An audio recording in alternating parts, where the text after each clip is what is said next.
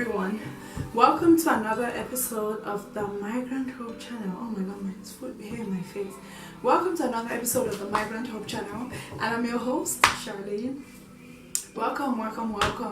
I just want to thank everybody who has subscribed by now to our channel, everyone who has liked the video, everyone who has gotten gotten us more likes and more views and more subscribers, and has been able to share the channel or the videos to their loved ones and friends. Thank you guys very much. It means a lot to me, and I just want to say thank you very much. I'm so happy that you're embarking on me on this journey to embrace change, to embrace the lives of young professionals, to see how we as a people can better ourselves, and to be able to have that choice to make a difference in our lives. So I just want to thank you guys again for tuning in to another episode. I'm very happy to be here, as you can tell, and I'm very glad. So let's get to it. So I'm sure by now you can tell from the title of this video, we're going to be talking about business etiquette in business. So as I said, business etiquette in business. So I have my cup here. So we're drinking some water, so we're trying to be healthy, and we're just going to have a good chat, good talk, but very informational, very essential. And if you have any comments or any ways to contribute so we can engage in this conversation, be sure to leave some comments and stuff down below. My email is down below. If there's anything that you would want me to add, talk about, have a part 2, let's get to it. So business etiquette in the business world. So regardless of what field you're in, you know, I'm very sure that at some point you'll get to that point in your career where you'll be invited to like a business dinner with your client, with senior people at your job. Different corporations do things differently, but I'm sure at some point you'll get to go to dinner. It won't be like with your friends or your guys or just people who you're familiar with, and it'll be actually people that, you know, you work with, some people you don't work with, some people you may have to work with in the future, or even just going forward. You know, I know many people who subscribe to our channels are entrepreneurs in some way. Some people are thinking about having like a fashion line, clothing line, whatever it is, makeup line. There are going to be many times that you have to go to dinner with a lot of people who you would not on a regular basis, and they're just people that you're trying to make those networking connections and building those relationships. So that's what I kind of want to talk about today. So I've been to a bunch of these dinners already by now, but one of them really stood out to me, and that's kind of what really triggered me to be like, all right, if I'm thinking this way, I always feel like, you know, somebody else is probably thinking the same way, and there's always that idea of imposter syndrome and stuff like that. So let's talk about that. Let's dive into that. So first things first is I just want to say that if you've been invited to a business dinner or like just a formal, like nice eating out at some restaurant or anything, you should be there. You are supposed to be there. So let's always try to remember that, because it's very easy for us to feel, especially if you're a minority in your profession, you know, whether it's by race, whether it's by gender, we can always feel sometimes like, oh, do I really belong here and stuff. But remind yourself that if you're there, you belong there, regardless of what school you went to, whether you finished school or not. If you have the brains, you have the ambition, you have the drive, you are supposed to be there. Don't ever feel like you're an imposter. You're not supposed to feel there, because sometimes, you know, there may be times that we could, for example, you know, I'm African, everybody knows this by now, that I could just go to like a business dinner with a group of Caucasian people, and to be very honest, I may not be familiar with what they may talk about. I may not be just knowledgeable about anything, but there should be no reason why I should feel like, oh, I don't necessarily belong here, or maybe this is not my calling, because no, this is part of my profession, and I'm making a choice to advance in my career. So always try to keep that in mind. I know it's very difficult, and it's easier said than done, but it's easy to always, like, you know, we can always victimize ourselves sometimes. And that's a character trait in me that I'm trying to work on. Like, don't victimize yourself in a situation. Yes, you are there. Yes, God placed you there. So make good use of that time. Make good use of that opportunity. Form those connections. Form those relationships. Because regardless of what we do, you know, these people may be the majority of where we are the minority. But if we want to advance personally, we need to be able to, you know, fit in and work through our way. Sorry, I need to drink some water. So first thing that I really want to point out is, especially for all of us who are in the corporate world, if someone takes their time out to say, oh, Charlene, let's catch up, let's go to lunch, let's go to dinner, do you want to grab something to eat? Please, I would like to really say this, do not ever say no unless you really need to say no. Because first of all, everybody is quite busy and people really don't have the time. So for someone to actually go out of their way, yes, it may be in their job description to take out their like subordinates in a sense to go out, but never say no, because when you eat out with someone, that when you dine with people, that's where you really get to know who they are, and that's where you're able to form those relationships, form connections that you may not have necessarily formed with, because at work everybody is always go go go. And this piece of advice, somebody, my school chaplain when I was in college, he actually told me this, that when you eat with people you form bonds with them. So it's very necessary, to always go out. Don't say no if you really don't need to, because and yes, sometimes it may be just very like, oh, as goes another business dinner, another this, another that, another that. But do it, because that's how you form those connections. That's how you form those relationships with people. Like the other day, this week actually, I went to dinner with somebody, like someone who is at my firm, and it's not somebody who I usually see or work with anyways. And I was like, at first I was like, I always get cold feet on the day of. I'm like, I don't want to do it, I don't want to do this. But I was like, you know what, regardless, I'm just going to go. I had an amazing time. By the end of that conversation, that was one person that I know that if I need something career-wise, if I need some piece of advice for anything, he is going to be able to vouch for me, and he's going to be able to give me advice. So unless you don't need to say no, don't say no. So the next thing is that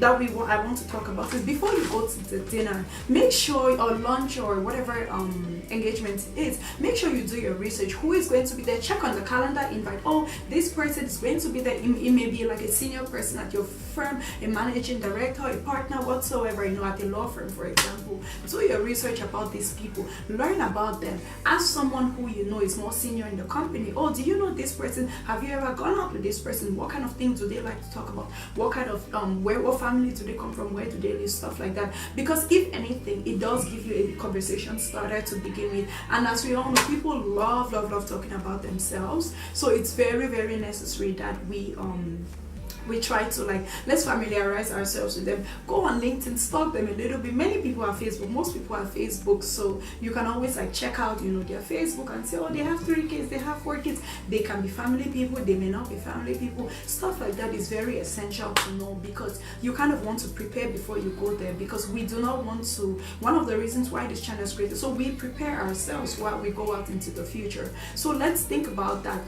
Engage, make sure you do your research. Do not go somewhere unprepared, because people will be able to tell, and you want to be able to engage in conversation, because if people show that you have done your homework, if they can see that you've done your homework, then it gives them, okay, this person is a very credible person. If they can do as much homework to come to dinner with me, then I could trust them with a bigger project at work. So it's a win-win on both ends. So next thing I want to talk about is attire. So very, very important. Depending on where you're going, let's say for example you're going to on a tennis tournament, golf tournament, make sure you wear the right attire. You don't want to wear something that you're too uncomfortable, especially for my females out there. This is very, very important, especially for us who have some boobies, some booty. We want to check on that. We want to make sure that you're not wearing anything that you're uncomfortable. If you feel comfortable in showing your cleavage and it's the appropriate setting, go ahead and do that.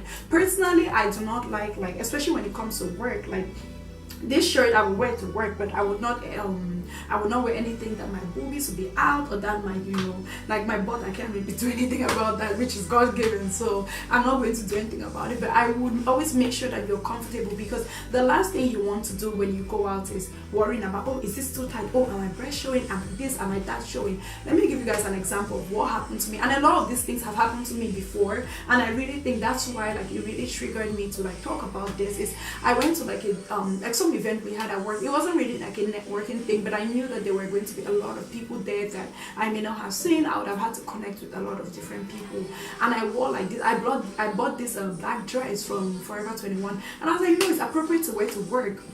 I wear it, and then I wore a jacket on top of it, like a longer jacket, like a trench coat, something like that. And I wore, but the dress was so tight, and when the wind would blow, it would keep going up, and I just felt so self-conscious about it the whole time. It annoyed me at the end of the day, because I'm like, I could have easily worn something else in my closet and not have to worry about this, and really focus on the bigger picture and focus on why I was there. So that happened to me. So I would just really encourage you guys, wear things that are appropriate. If you're going on a tennis tournament, wear shorts, wear like whatever is more appropriate for the event. Do not wear jeans. Do not put yourself in a situation that you will have to feel out of place. Like, it's already difficult going and networking with people that you may not have so much in common with. The last thing you want to do is just make yourself uncomfortable and just be worrying about things that you don't need to be worrying about. Always have your objective, and that's something that I forgot to say. I learned it. I attended some conference maybe in early early in July, and this lady kept talking about the fact that, like, always have an objective as to why you're going. Your objectives could be just broaden your network, your objective could be to get a business deal, your objective could be just to form another connection. So regardless of what it is, and in these events, in these dinners, in this connection, in this methods of means of connections, always make sure you have an objective, so that you're able to think about that and you don't worry about things like your attire or whether this thing is too tight.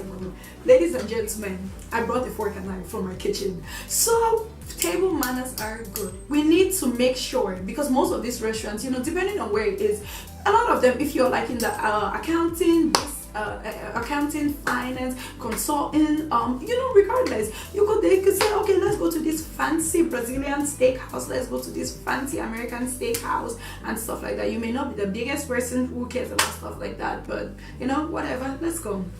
So they say, let's go. Now, everybody's eating with fork and knife. You need to learn. We use the fork with the left hand, knife with the right hand, and you cut your meat, you cut your meat, and you eat. So very, very essential. If you do not know how to use fork and knife, for your own good, ladies and gentlemen, I would encourage you to learn how to at least cut food with a fork and knife. If you're a vegetarian, cut whatever you eat, veggies, regardless of it. We need to learn how to eat with fork and knife. Now, as a caveat, when I was in college, I always thought that you need to use fork and knife for your whole meal. No. Now that I've gone to a bunch of different dinners and a bunch of different lunches and stuff with people, you still need to know how to use a knife to like cut the meat and stuff, but you don't constantly have to eat. And then how you would pack rice and stuff like that and eat like that, you don't need to do that all the time, but you want to learn how to use fork and knife. It is very necessary.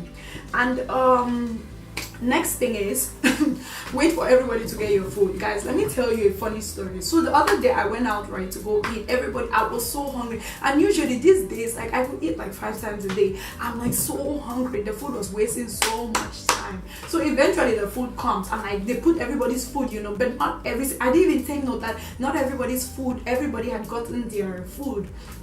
But like, as soon as my thing came, I literally just picked up my fork and knife, and I was like, wait, nobody else is eating. Please wait for everybody else to get their food before you start eating. It shows proper table manners. You do not want to be that one person. Even if you're hungry, guys, relax. You'll be okay. Just hold it for like 2 minutes. Make sure you know what you want to drink. When I was in college, I remember one time one of my professors, who I love very much, like, I love that guy so much right now, he told me one day, we went out to eat, and he was like, oh, Charlene, what do you want to drink? I'm like, I don't know. I was so timid. I was like, I don't know. I really don't know what to eat, to drink. Then I started thinking. And I'm like, oh, can I just get amaretto sour? That's what I usually get to drink. But he told me, he was like, and he's a big CEO for a big public company. And he told me, he was like, let me tell you this, because you will need this in your career. Always know what you want to drink. They have different wines at different bars, different places. You may not know exactly, but you can say, oh, do you guys have any Moscato? If they ask for dietary preferences, make sure you voice your opinion, because you want to say, I don't mess with seafood, I don't eat this. Let me tell you guys, I went to go eat one time, and they were serving shrimp, and it's not like the shrimp that they like fry, and I'm like, okay, I could do that one. It was like that fresh shrimp from it's like you're in the river in like Limben. Come on. And I'm like, Jesus, I was literally, my eyes started twitching. I was like, sure, God, I hope I'm not going to get an allergic reaction here. But because of, I didn't voice my opinion, like, nobody should get seafood, I was just okay with it. But imagine if something else could have really happened. From that day, I was like, no way. If I'm allergic to something, I'm going to say it, so that they don't serve it to everybody else. Because my eye, like, started like twitching. I'm like, oh my goodness, guys, please, God, please help this. Sometimes you may have had a long day at work, you may not be feeling like up to par, or like, it's not really something that you want to do at the moment, right? But it's important to smile, because while you smile, you invite people closer to you. And I'm sure everyone knows this, like, If you smile, you invite people closer to you. People want to have conversation with you. People want to talk to you, and so forth and so on. So very important to smile, because you definitely invite them. So next thing is always ask people about their profession, about what they do, if they have been at the company for a while, if they like what they do or not, what their daily job is. And when you go out to these events, you may go with people that some people you've never interacted with, and so forth and so on, but you want to ask them about their profession, about their job. This is where the research that you would have done with conversation, right, guys? It's very, very possible that they may be talking about something that you may not know about. And while people say, okay, it's okay to fake it till you make it, I do think that it's important to be learned. You want to understand what's happening in the market, what's happening in the industry, whether you're an entrepreneur or not, because at the end of the day, demand and supply works in the same way, right? So let's understand that, and let's think about it. And you want to put yourself in that position that you're able to have conversations. If you're in the business world, let's say for example you're in marketing, you're in finance, you're in accounting, for no reason, guys, should you not read the Wall Street Journal. It's very important. You should not, if you're in finance, you should at least read CNBC once, twice, 3 times a week at least, so that you keep up with the markets, what's happening. When conversations come up, you're able to engage in conversations, you're able to have those conversations with other people. You want to be able to have that conversation. Guys, we are taking ownership of our career. We are taking ownership of where we want to be in life as young professionals. So that's why it's very, very important that we do take the right ownership. We make sure we're getting all the right information and being able to contribute in conversations. If it's something you're not versed about, I encourage you to ask. Like, there's nothing wrong in asking. If you don't know it about the topic, don't act too much like you know it, because the worst thing is somebody may be very versed in that topic and they may try to push your buttons and keep asking you, and you may just end up embarrassing yourself, saying that, oh yeah, I know about this topic, whereas truthfully and knowingly, everybody knows that you may not be very versed in that. So it's been a wonderful journey talking to you guys, and I really encourage you, please, let's engage in the description box below. Subscribe, like, share with those who may need it, share with your family, share with your friends. Let's engage. Have any questions, feel free to email me. Have any contributions, any topics that we should be addressing, feel free to email me. And if you want to be featured on this channel, please feel free to email me as well. Thank you guys so much, and I love you guys very much, and thank you for tuning in. It's been real, and it's your host again, Charlene. Goodbye. Bye.